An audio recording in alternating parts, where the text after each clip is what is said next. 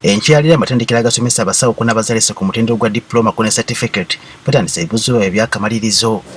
Essaawa zigenze okuwera 3 ez'okumakya ng'abayizi ku matendekero ag'enjawulo okuli Mulago School of Nursing and Midwifery, Kibuli School of Nursing and Midwifery ko n'amalala nga batudde dda mu bisenge mwe bagenda okukolera ebibuuzo byabwe.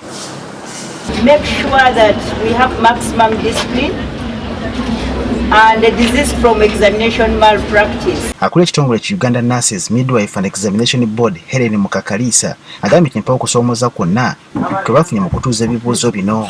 Twebaza Katonda nti atutuusizza ku lunaku luno olwaleero lwe tutandikiddeeko ebigezo ate tumanyi nti ajja kubibeeramu okutuusa lwe binaggwa. Ebibuuzo bino bitandise ennaku z'omwezi 10 okutuuka ennaku z'omwezi 14 byakuwumulamu okutuusa ennaku z'omwezi nga 24. Atubulidde lwaki tubuuseeko wiiki emu wakati kubanga wiiki eyo ejja kubeeramu Idi.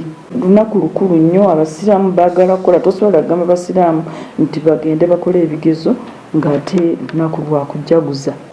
Okoola ebigwa tebiraze ebitundu omuli obunkenke biweereddwa obukuumi. Tukolagana n'eyo PDF netuwa abasirikale ab'okuyamba centers ezitali secuwa nga Kabongo.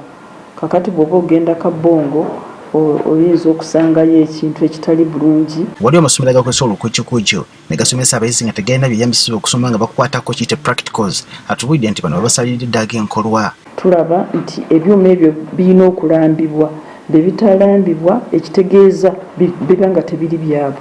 Naye kati bwe tumanya nti essomero ligumu, ffe nga board tusindikayo abantu nga 2 nga tebategedde okugenda okulaba obya bwebiri. Kati guno muwendo gwa 27 ng'ekitongole kino kituuza abayizi ku mutendera guno. Samuel Sebuliba agaffe ku Spark TV.